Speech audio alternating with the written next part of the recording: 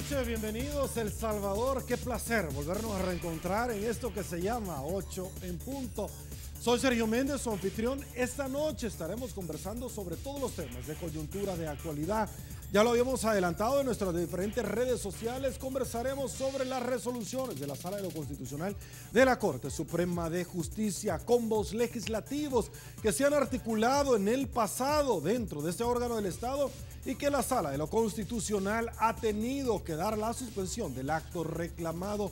Conversaremos acerca de la situación en el ámbito internacional que vive tanto el país como organismos internacionales frente a la crisis de Venezuela. Don Jorge Dabú, expresidente de la Asociación Nacional de la Empresa Privada, ya está con nosotros para abordar estos temas. Antes de darle la bienvenida en legal forma, les presento la pregunta que dice así esta noche: ¿cuál es su postura ante El Salvador se realice una cumbre a petición del presidente Nicolás Maduro para tratar la situación de Venezuela? Está sentada la pregunta sobre la mesa. Con tu esfuerzo, con tu ingenio, con tu fe, puedes hacer grande a El Salvador. El primer segmento de la entrevista 8 en punto es gracias finamente, como todas las noches, a Banco Agrícola. Y bueno, señores, nos incorporamos a esta tribuna de entrevista y le damos la bienvenida al expresidente de ANEP, don Jorge Dabú. Un placer tenerlo, don Jorge, acá en su casa. Gracias por su tiempo. Gracias, Sergio. Un gusto estar nuevamente en tu programa. Gracias. Don Jorge, quiero aprovecharlo al máximo hablando de varios tópicos que desde hace ratos deseábamos conversar con su persona. Uno de ellos, por ejemplo, es la resolución de la Sala de lo Constitucional sobre el presupuesto del ejercicio fiscal 2017, donde prácticamente lo declara inconstitucional, pero adicionalmente, como una cosa nos va a llevar a la otra, vamos a hablar más adelante del tema de pensiones. El tema es que en este proyecto, que luego se hace presupuesto en el proceso de formación de ley, se deja $1,000 únicamente como contrapartida para buscar fondos del tema de pensiones y que nos llevó a la larga a un impago. Por favor. Bueno, lo que es importante en este tema es que la Constitución de la República dice que para que el presupuesto general de la Nación sea constitucional, debe incluir todos los ingresos que se van a tener y todos los egresos que están programados tenerse. Como tú bien decías, el ministro, y no es primera vez que lo hace, lo ha hecho todos los años, los 7 años que tiene de ser ministro, abre partidas con $100, con $1,000 solo para tenerla abierta y después veo de dónde saco el dinero para rellenarlo. Eso la sala dijo, no puede ser, es inconstitucional y eso es lo que estamos viendo ahorita. Pero hay algo que creo yo que es lo más importante. En Brasil, cuando un ministro de Hacienda hizo más o menos esto, terminó preso, porque esto es un fraude también. Y aquí no ha pasado nada. Esa es una violación constitucional de un funcionario público sobre una responsabilidad que le compete como ministro de Hacienda y también le compete a los señores diputados que están aprobando ese tipo de cosas sabiendo que no es correcto. Entonces, y la gente podrá decir, bueno, ¿y a mí qué vela tengo yo en el entierro de un presupuesto? Bueno, el presupuesto, si está mal hecho, trae como consecuencia que las escuelas no están bien atendidas, que los policías no tienen lo que deben tener para darnos seguridad, que los maestros no están siendo atendidos correctamente y que obviamente la sociedad tiene deficiencias en muchas áreas. Hemos visto hospitales vacíos, hemos visto gente que no tiene para un suero, para una operación, y ese es el resultado de que ellos hagan este tipo de desorden. Pero la pregunta del millón es la siguiente. Del 2015 al 2016, el gobierno recogió $250 millones más. Y del 2016 ahorita al 2017, a mediados de año, ya llevaba 130 millones más. O sea que han recogido 250 en promedio más cada año y todavía tienen la desfachatez de presentar presupuestos que no tienen los recursos y después no ejecutan lo que debe hacer. Y el último tema sobre esto del presupuesto, hace 2 meses no habían ejecutado ni el 20% del presupuesto general de la Nación. Entonces, lo hacen mal, no ponen los datos de verdad, hacen una violación constitucional y no ocupan el presupuesto. más arbitrariedad, más falta de profesionalismo y no podemos encontrarlo como lo estamos viendo en esta oportunidad. Entonces, luego de sus aseveraciones, la siguiente pregunta es, ¿y entonces qué se hace la plata? Esa es la pregunta del millón, porque te agrego algo más. Hace algunos años, Mauricio Funes, por ejemplo, en el 2012, llegó a gastar 401 millones de dólares en subsidios. Y el año pasado fueron 156, o sea, 250 millones menos. O sea, que recogen 250 más y a la gente le han quitado en subsidios de agua, de luz y eso, 250, quiere decir que son 500 millones de dólares adicionales y no les alcanza el dinero. Y los policías no los están pagando, y las escuelas deterioradas y los niños en los hospitales sin medicinas. Entonces, estas son cosas inconcebibles que no puede ser y que un país serio no debería permitirle a sus gobernantes hacer. Don Jorge, siempre en la misma línea, muchas personas que me han acompañado en esta tribuna de entrevista me dicen, Sergio, ¿cómo es posible que la Sala de lo Constitucional en una sola resolución vino a arreglarles las finanzas al gobierno?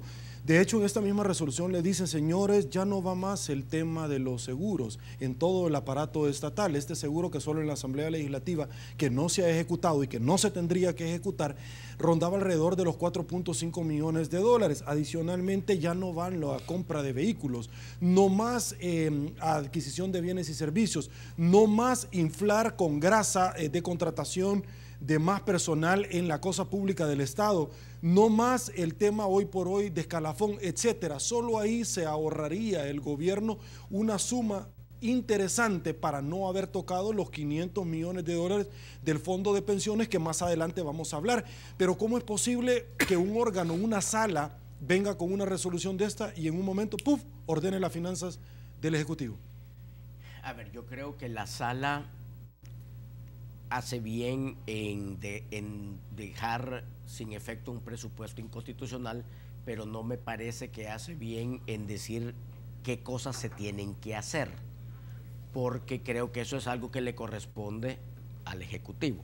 Y no estoy de acuerdo cómo funciona el Ejecutivo, ni tampoco el Legislativo, pero eso es lo que tiene que hacerse para que cada quien haga lo que le corresponde. Es decir, bien la resolución que es inconstitucional, bien que lo manden de regreso con esa sinvergüenzada del 5% del presupuesto, pero creo que hay una línea de hasta donde la sala resuelve y hasta donde comienza ya la decisión de cómo hacer esas cosas. Lo que sucede es que tenemos una suerte como cuando los perros se quieren morder la cola, que dan vuelta y vuelta y vuelta, porque los diputados siempre andan buscando cómo salirle adelante a las leyes, a la Constitución, para salir bien o para salir bien con el gobierno central en este tipo de cosas.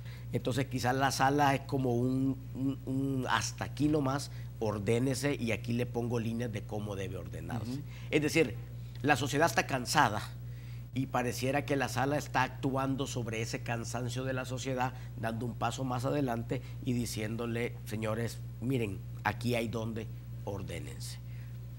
Te repito, bien por la resolución, gracias a Dios tenemos una sala que está resolviendo, gracias a Dios tenemos una sala que se ha mantenido institucional y respetando la Constitución, pero hay que ver también esos temas que son importantes. Ok, otra de las resoluciones que en su momento se ha dado por parte de la Sala de lo Constitucional, y es que en esta tribuna de entrevista, don Jorge, semanas o meses antes de la aprobación de este famoso combo legislativo, todo mundo que venía acá, diputados y relacionados con la política, me juraban por su madrecita que esto no se iba a dar, y de pronto vimos nosotros que ya ni un madrugón, es decir, ya no se esconden para hacer las cosas. Reformas a la ley de extinción de dominio, ya vamos a hablar de eso. Reformas también para tomar del 45 al 50% del fondo de pensiones, pese que ya había una resolución de la sala, y que dándole seguimiento a esto se da la suspensión de ya no más. Y el tema del transfugismo, que se da un decreto, don Jorge, pese a que ya hay una resolución de la sala. Sobre los 500 millones, para no perder la línea, que se toma del fondo de pensiones, cuando ya la sala en el pasado les había dicho que el endeudamiento no podía pasar del 45%, pero me quiero ir un poco más allá, don Jorge, porque antes del 2009, la oposición, que ahora es el gobierno o el partido oficialista, criticaba arduamente el grado de endeudamiento que se tenía. el país con relación al Producto Interno Bruto y con relación a la toma del fideicomiso de pensiones. Sin embargo, se lleva a 45% y se dice no tenemos plata y los 500 millones los necesitamos. Por favor. A ver, hay que empezar con algo. Esto de tomar dinero prestado lo comenzó Tony Sack. Sí. Pero una cosa importante, en el periodo que él lo hizo, el interés que le pagaba a la gente era arriba del 6%. Cuando Mauricio Funes llega a la etapa más triste de la historia de nuestro país, él le comienza a pagar el 1 o el 1.25% a la gente por el interés del dinero prestado. Lo que eso significa es que la gente perdió en la época de Mauricio Funes, para que en la foto de él le pongan en un papelito una tarjetita más, 2.000 millones de dólares perdió los salvadoreños de sus ahorros por esa decisión que él tomó. Esos 2.000 millones que se perdieron, que llegan hasta la fecha, es porque el interés es demasiado bajo.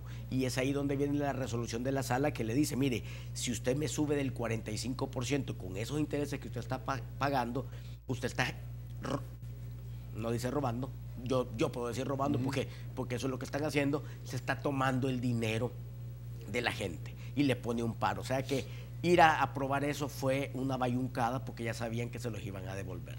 Pero como tú bien dices, esto era parte de un acuerdo de tres legislaciones, la ley de extinción de dominio, que 27 de los del FMLN que levantaron la mano están en la lista de probidad, otros de los que levantaron la mano de Gana y del PCN están en la misma lista. Entonces, digamos, aquí nos salvamos toda la cola y esa fue básicamente la negociación. Ok, sobre las reformas a la ley de extinción de dominio, aguánteme un ratito, voy a hacer la primera pausa. Okay. Esto se llama 8 en punto, quédese con nosotros, ya volvemos.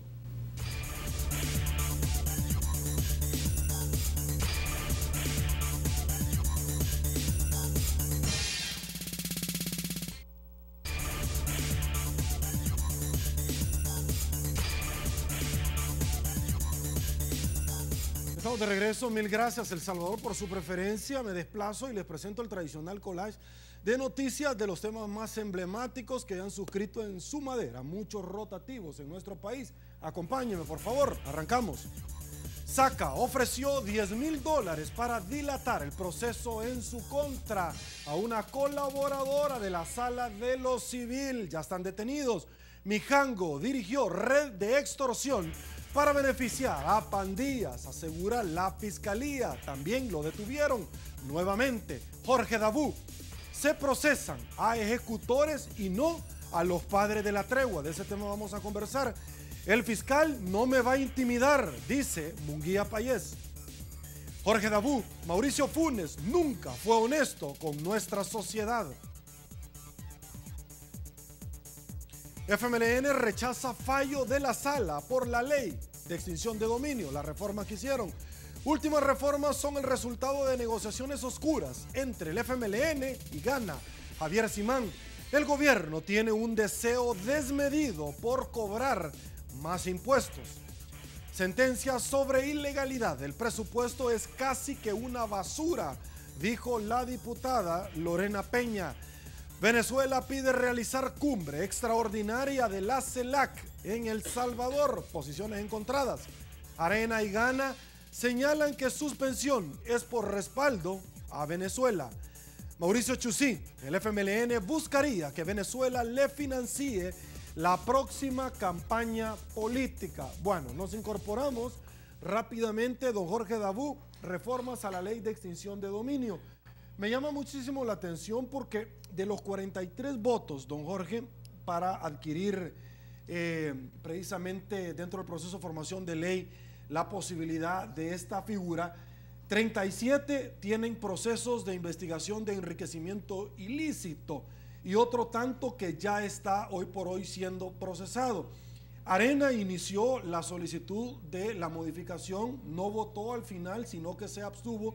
Lo cierto es que la embajadora no se guardó nada y dijo categóricamente: el segundo compacto de la MCC fue precisamente a solicitud de darle a cambio esa prerrogativa de que se aprobara una ley tan importante para la persecución de la comisión del delito y el financiamiento. Varios diputados del partido oficialista han esbozado, luego de venir de Washington, de querer defender a José Luis Merino, que si se quieren llevar el segundo compacto de Fomilenio, que se lo lleven. Don Jorge, voy con usted. Bueno, quizás comenzar diciendo que el FMLN siempre ha elegido, ahorita está eligiendo y en el futuro elegirá estar del lado de la tiranía venezolana, de la dictadura cubana, porque eso es lo que corre en su sangre y eso es lo que ellos siempre han querido y siempre añoran. Le están diciendo no a Estados Unidos, con quien tenemos una relación comercial de 2.200 millones de dólares al año, para cambiarla por una de un Venezuela con quien tenemos un negocio de 8 millones de dólares al año. Solo para que te des cuenta que no les interesa el país, no les interesa la economía del país y no les interesa tampoco lo que pueda suceder a los salvadoreños por esas decisiones. Habiendo dicho eso, entró a lo de la ley de extinción de dominio. Esa ley tenía un problema y el problema era que la extinción del dominio debe darse, y tú sos un abogado, una vez existe ya de manera formal un dictamen, una resolución que dice que tú te has apropiado indebidamente de esto. Esa era la parte que no estaba bien en la ley, pero la reforma que fueron a hacer el FMLN y Gana y esos 37 de los 43 que tú estás diciendo, tenía dos temas. Uno era que queda bien ambiguo si la extinción del dominio se va a dar 10 años después de que saliste de ser funcionario, como dice la Constitución, o 10 años después de que te robaste lo que te robaste. Como allá hay diputados de 20 años de estar ahí sentados, dicen, bueno, lo que me robé los primeros 10 años ya estuvo porque ya no hay nada que hacer. Número uno. Y número dos, que dicen, si el fiscal general de la República inicia un proceso de investigación sobre el caso de un diputado y en un año no lo ha finiquitado, hasta ahí llegó y se acabó, caso cerrado.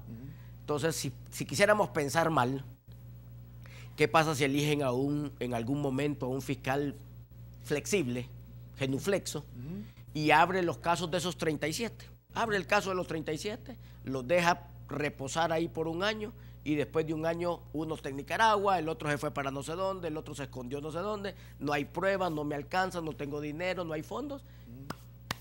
Limpiaste la mesa de corruptos. Esa parte es intolerable, eso es inaceptable, y entiendo a la embajadora que diga, no, miren, esto es una arbitrariedad contra la lucha a la corrupción. La ley RICO en Estados Unidos tiene condiciones para hacerlo, y eso es lo que debe tener nuestra ley.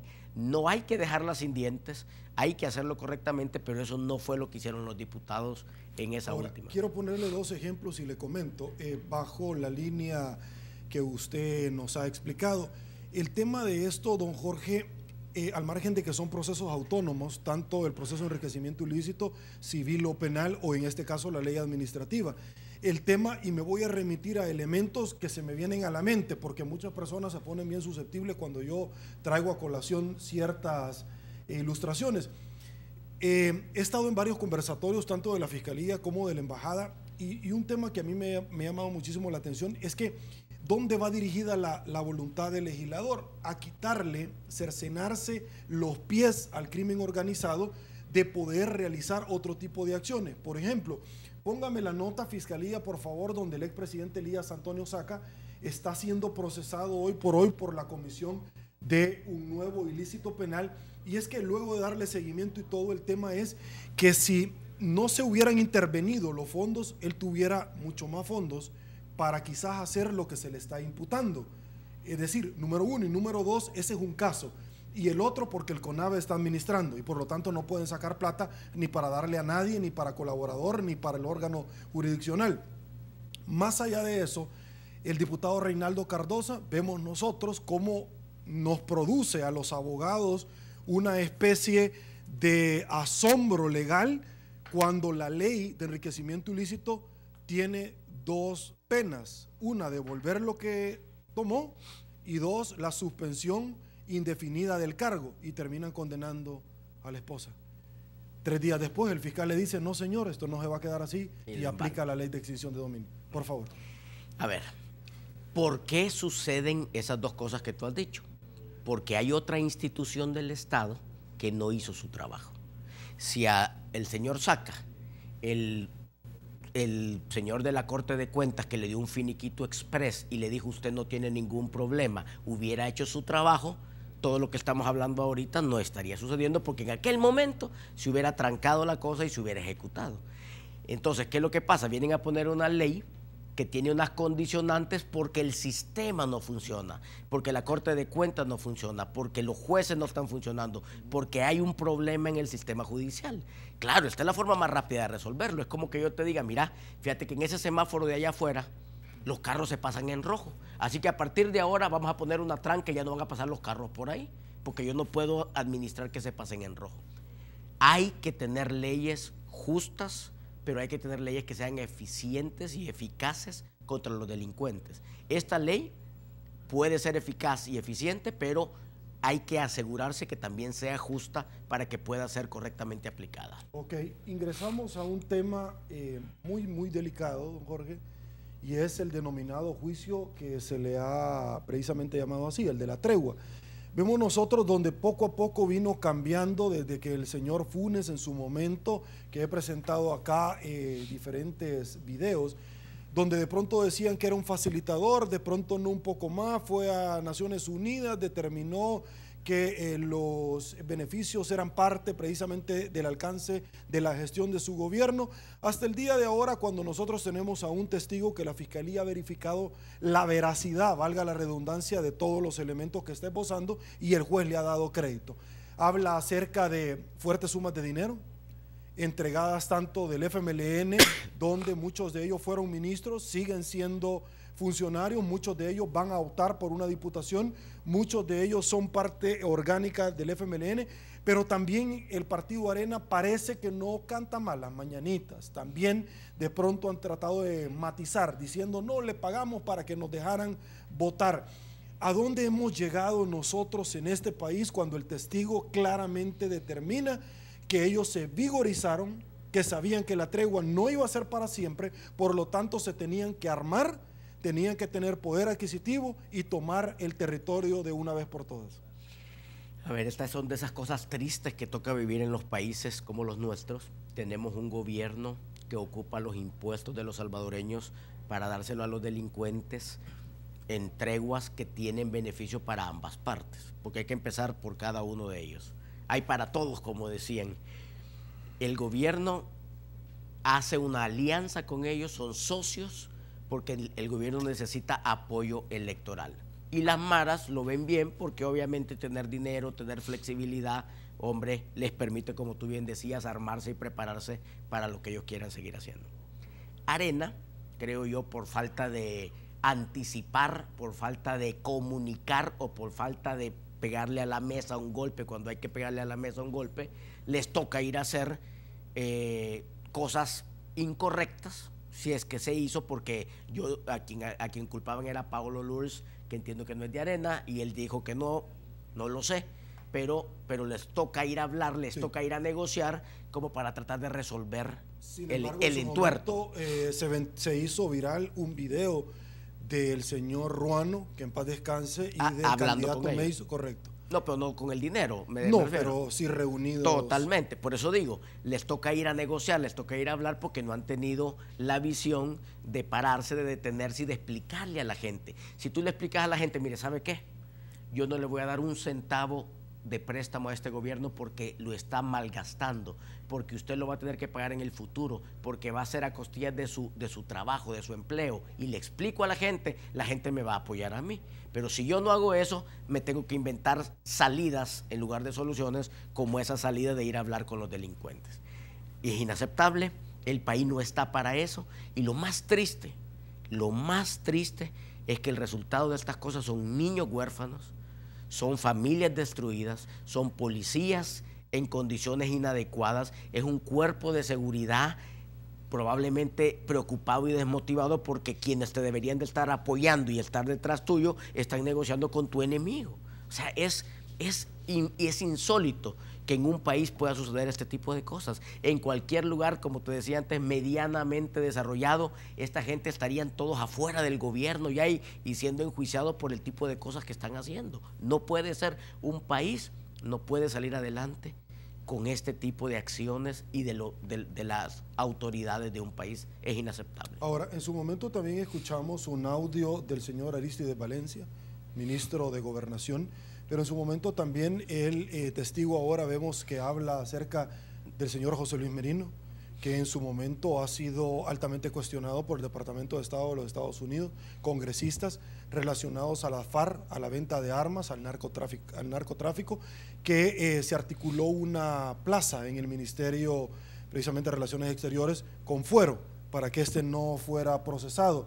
Pero adicionalmente también el señor Benito Lara ha sido mencionado por el testigo y que más tarde cada uno de ellos llegó a tener un puesto respectivo como ministro de Justicia y Seguridad. ¿Cuán delicado es este tema? Hay que esperar lo que será la resolución del juez, que si no me equivoco era el 28 de agosto, ¿sí? Me parece que era la fecha, porque eso nos va a decir si la Fiscalía dirigió correctamente o bypassó en este proceso. O sea, sería un poco aventurado adelantarse. Obviamente no puede ser que un funcionario esté haciendo este tipo de cosas, y esperemos a ver qué es lo que ha pasado, cómo se ha generado este proceso y esta diligencia, y a ver cuál será la resolución el 28. Creo que sería lo oportuno esperarlo. Okay. Inaceptable desde todo punto de vista, pero esperemos que la justicia funcione. En el caso hipotético, don Jorge, que haya una condena, que haya una sentencia para ellos, de la misma forma el fiscal general le acaba de imputar al señor Mijango un nuevo delito de extorsión. Si en el caso hipotético se llega a dar una condena, el fiscal general ya adelantó que va en contra de otros actores, y no hay que ser científico de energía nuclear para darse cuenta que uno de ellos sería el señor Munguía Payés y el señor Mauricio Funes. Bueno, mira, yo comentaba el otro día que el monseñor Colindres, quien es una persona que merece todo mi respeto, él en su declaración dice cosas bien importantes que uno puede leer entre líneas si quiere, pero él dice: yo hice con un acto de buena fe por salvar almas, y es obvio el trabajo de él como un hombre de iglesia, pero dice también: varias veces me reuní con el señor Mauricio Funes, varias veces le reporté a él y él me preguntó cómo estaban las cosas, y yo me sentí después desamparado cuando él dijo: ese niño no es mío.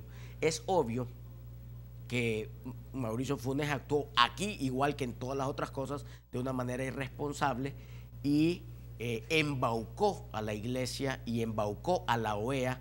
Cuando yo era presidente de ANEP, 3 o 4 veces llegó el embajador de la OEA, Blackwell, a decirnos por qué no apoyan la tregua, y le decíamos: porque es una farsa. ¿Por qué no apoyan la tregua? Porque es una farsa. ¿Por qué no apoyan la tregua? Porque es una farsa. Y no lo quiso entender hasta que se dio cuenta que era una farsa, que hasta le ha tocado venir él a dar declaraciones. Él, como presidente de la República, es responsable. Además, se ocuparon recursos del Estado. Él no puede asumir demencia.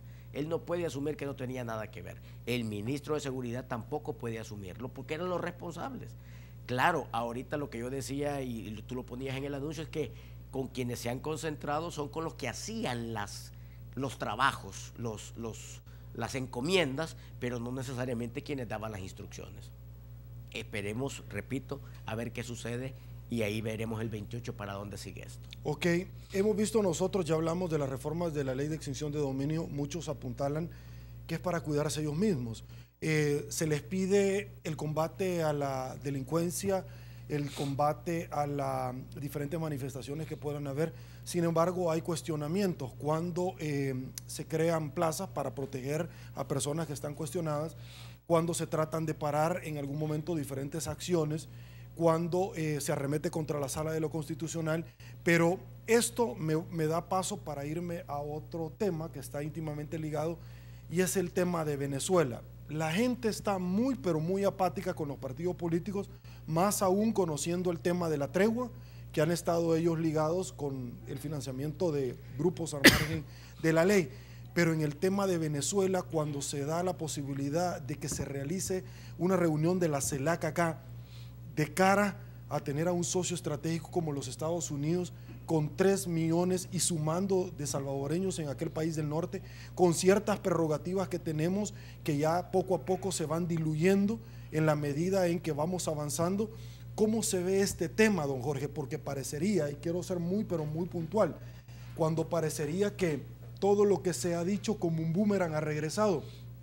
El caso del señor Funes, cuando arremetió con el señor Flores, porque supuestamente iba a pedir asilo político en Panamá, y él terminó haciéndolo, luego dice que se fue de asesor, estamos esperando de qué clase de asesor y qué es lo que iba a ir a asesorar, pero vemos nosotros que pareciera, y lo voy a manejar así, que cuando él esbozó un discurso, precisamente cuando usted lo invitó y que dijo al final que las ratas saltaban del bar, muchos apuntalan de que hoy por hoy se está concretizando, pero en su persona, es decir, en el señor Funes. ¿Su opinión? Bueno, a ver, con lo de Venezuela, yo creo que lo que decíamos al principio de la entrevista, Sergio, el FMLN en su sangre corre la misma visión totalitaria de Venezuela. Mucha gente dice, Venezuela está lejos, ¿qué tiene que ver conmigo? Nosotros no tenemos nada que ver con esto. Lo que en Venezuela está pasando es exactamente lo que puede pasar en El Salvador si no se detiene el plan de vuelo del FMLN. Lo que hemos visto, y lo hacen ahora con descaro, porque antes lo hacían con disimulo, es que renuncian a los 3 millones de a la seguridad de los 3 millones de salvadoreños en Estados Unidos para apoyar al dictador Maduro. Renuncian a 2.200 millones de negocios con los Estados Unidos porque quieren mantener 8 millones de alba negocios con Venezuela. Es decir, la visión de ellos es totalmente opuesta a la que cualquier persona demócrata o que quiere el progreso para este país tendría. Y eso tenemos que tenerlo claro. Y les voy a decir algo más. Yo nunca he pertenecido a ningún partido político y aunque me digan que si soy de derecha o de izquierda, yo soy una persona de principios de una sociedad libre y esos principios los he mantenido, gracias a Dios, siempre de manera inflexible. Y la decisión que tenemos que tomar los salvadoreños es en qué modelo queremos vivir. Corruptos, incapaces y tontos hay en todas partes, en la derecha y en la izquierda. Y si tú vas a juzgar por corruptos, por incapaces o por tontos, vas a terminar votando por un Maduro o por un Chávez. Lo que hay que decidir es en qué país, en qué modelo quiero vivir. Y el FMLN representa el modelo totalitario de Cuba y de Venezuela. Y yo espero en Dios que este periodo sea el último que gobierne el FMLN. Y otro modelo es de libertad y de democracia, en donde, en libertad y en democracia, poder resolver a los corruptos, a los tontos y a los incapaces. Porque en el modelo totalitario no vas a resolver nada. Ahí son ellos, ahí no hay justicia, ahí no hay fiscal, ahí no hay nada más que ellos, que es lo que estamos viendo ahorita en Venezuela. Habiendo dicho eso, creo que la decisión de los salvadoreños debe enfocarse en nuestra realidad, pero viendo lo que está sucediendo en Venezuela y tomando en cuenta que las decisiones que tenemos que tomar nosotros para las próximas elecciones van a definir en qué país y en qué modelo vamos a seguir viviendo.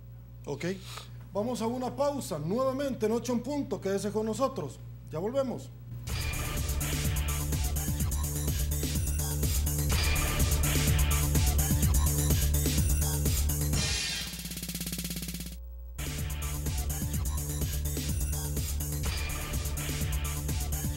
Mil gracias, El Salvador, por su preferencia. Seguimos conversando con don Jorge Dabú, expresidente de la Asociación Nacional de la Empresa Privada, ANEP. Don Jorge, hablemos sobre diferentes propuestas de modificaciones al sistema de pensiones.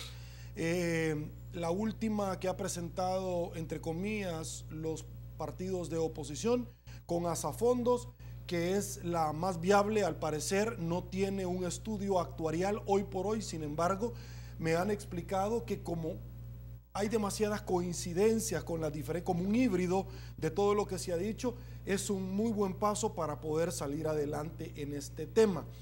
¿Qué novedades se tienen en esta? Si fuera el caso, bueno, una aportación diferente con el patrono y el trabajador, que el trabajador podría retirar un 25% de sus pensiones, pero con 10 años el objetivo, claro, había cumplido ciertas... ¿cómo se llama? Prerrogativas, restricciones aplican. pero adicionalmente también se tendría un fondo solidario, un fondo común. La gran pregunta de todo esto es qué nos haría pensar que no entraría en tentación nuevamente los políticos de volverle a caer encima. Si se puede redundar, que la palabra no es esa, pero es la más cercana a esa. Bueno, a ver, lo primero es que en la agenda del gobierno siempre ha estado tomar esos 9.000 millones, de los cuales ya tienen la mitad, 45% ya lo están ocupando. La reforma del FMLN era total, absoluta y completamente confiscatoria, lo cual está penado por nuestra Constitución para cada uno de los diputados que se les ocurra levantar la mano para esa propuesta. Ante esa realidad, y que estamos a 7 meses de las próximas elecciones, los diputados le han de haber dicho al frente, mira, esa tu propuesta es un suicidio político, no va. Y qué bueno que se ponen de acuerdo y sacan una versión, como tú dices, híbrida. Yo personalmente no he leído esa versión, yo sí conozco la que presentó la ICP, conozco la de FMLN y conozco la que había presentado otros partidos ahí de oposición. Lo importante es que si ellos se ponen de acuerdo en una mayoría y existen condiciones inquebrantables como son la propiedad del ahorro de cada una de las personas, porque eso no es negociable. El dinero de cada persona debe estar en cada una de las cuentas de cada persona, número uno. Número dos, que tiene que darse un ajuste por dos lados. Uno, las AFP reduciendo el porcentaje que cobran por administrar, y entiendo que está reflejado en este proyecto de ley. Y el otro lado es que hay mayor aporte del lado laboral y del lado del empleador. Es decir, le entran recursos por 3 lados a este fondo, que son: aporta más el trabajador, aporta más el empleador y jala menos la AFP. Esas 3 condiciones, sumados a que voy a mantener propiedad sobre mi ahorro, creo que son condiciones innegociables e indispensables en este proceso. Ese 25% del que tú estás hablando es bien importante porque actualmente tenemos que la gente se está jubilando muy joven, porque en todo el populismo y la demagogia que hemos venido viviendo le bajaban las edades y todo eso, y tenemos edades que no son razonables. Entonces, cuando tú te jubilas muy joven y quieres seguir trabajando, tú tienes la posibilidad de pedir el 25% de tu ahorro, poner tu negocito y tú seguís cotizando y perfectamente puedes hacer uso de ese ahorro, lo cual me parece que vale la pena y es bueno. Y lo otro es una modificación a las edades de jubilación que va moviéndose 1 año por año, si no me equivoco era 1 por año, a partir del 5º año, es decir, dentro de 5 años no sería 55, sino que va subiendo 56, 57, 58, hasta poder llegar a 60 o 65 años, que pudiera ser una edad lógica, digamos. Lo importante es que no pase la ley confiscatoria que el frente quiere tomarse el ahorro de la gente, porque ahí el último que salga que apague las luces. Ahora, entendería por lo que usted me está diciendo, don Jorge, que la posición se ha cambiado porque ya vienen las elecciones, entonces hay que aparecer como buenas personas, hay que aparecer como amigo, aquel eslogan, el diputado amigo, no es por un convencimiento. Si no es así, ¿qué va a pasar después de las elecciones? Yo estoy convencido que el frente ha tirado la toalla por eso, ahorita, después de las elecciones. ¿Puede volver a intentarlo? Así es, dependiendo cómo queden ellos y sus socios, dependiendo cuántos votos tengan. ¿Cuántos diputados saquen? Puede venirte una sorpresa, eso está ahí, esa es una guillotina que sabemos que está ahí. Y es por eso que la gente, cuando va a votar, debe ver, mire, y este diputado, ¿cuál es su récord de votación? ¿Votó para robarme mi 5% de ahorro? ¿Votó para robarse las pensiones? ¿Votó para esto? Porque si ya lo hizo, dicen la gallina que come huevos aunque le quemen el pico, si ya lo hizo, yo le aseguro que lo va a volver a hacer. Entonces, si usted quiere que le cuiden sus pensiones, busque diputados. Hoy tiene una sábana completa de diputados donde usted puede escoger y vea que no sean reelectos. Con fotos. Que no sean reelectos los que han atentado contra el ahorro de la gente o los que puedan seguirlo haciendo, porque eso es irresponsable. Otra de las modificaciones es que el abanico de oportunidades de inversión podría ser un poco más extenso y no solamente poder invertir acá, sino que en temas de la titularización, en temas de inversiones nacionales y extranjeras, como represas, generación de energía, etcétera. Valioso, porque lo que pasa es que lo que habían hecho era que le obligaban al fondo del ahorro de la gente que a fuerza le comprara bonos del Estado a intereses bajos. Cuando tú liberas y das la opción de hacer otro tipo de inversiones, ganamos por dos lados como país. Número uno, imagínate que necesitamos hacer una supercarretera de Santana hasta La Unión. Estoy inventándome algo. Y esa carretera vale 500 millones de dólares. Si esa carretera va a traer una rentabilidad al país para pagar esos 500 millones de dólares y generar interés, hombre, ocupemos el ahorro de los salvadoreños, construyamos la carretera, ganemos intereses y los salvadoreños tenemos la carretera y ganamos interés por la carretera. Fabuloso, es un buen negocio. Entonces, abrir la posibilidad de ese tipo de inversiones y o de poder invertir en el exterior en otras cosas que te puedan generar más rentabilidad. Y aquí hay algo importante, que el que ahorra pueda decidir. Mire, fíjese que yo estoy joven y a mí no me importaría tener que en mi cartera tenga un poquito más de riesgo si es que me voy a ganar un poquito más de interés. O una persona mayor dice, mire, yo no quiero riesgos, a mí póngamelo en una cuestión que no corra riesgo. Entonces, ese tipo de flexibilidad son decisiones que el que está ahorrando puede tomar sobre su dinero, Porque es el dueño de la plata. que es el dueño de la plata, y te permite asegurarte una mejor pensión a la hora que te toque hacerlo. Ok, vamos a otra pausa, señores. Quédense con nosotros, ya volvemos.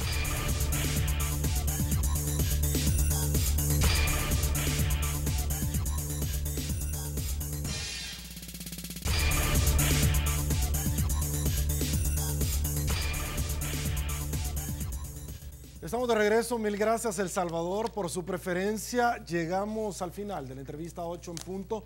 No me resta más que agradecerle a usted y también a don Jorge Dabú, expresidente de la Asociación Nacional de la Empresa Privada, por habernos acompañado esta noche para abordar temática de coyuntura de actualidad. Don Jorge, gracias una vez más por su tiempo. Un gusto, Sergio. Gracias. Señores, saludo a uno de nuestros patrocinadores, como todas las noches, COSAVI DRL. Acá lo tenemos, permítame, le damos vuelta, porque es parte activa de la entrevista 8 en punto. Al igual que usted, me desplazo y les presento la participación ciudadana, el consolidado de este. Sentamos la pregunta sobre la mesa al inicio de la pregunta que decía, ¿cuál es su postura sobre El Salvador? Realice una cumbre a petición del presidente Nicolás Maduro para tratar situación de Venezuela. Un 18% está de acuerdo, un 71% no está de acuerdo. Repito, un 71% que va a ir a votar en los próximos comicios electorales no está de acuerdo. Un 11% que le es indiferente. Soy Sergio Méndez. Llegamos al final de la entrevista 8 en punto. Así están las cosas hoy por hoy en nuestro país. Si le gustó la entrevista, coméntela mañana. Será hasta mañana. Que descanse y una vez más que el Señor nos bendiga a todos.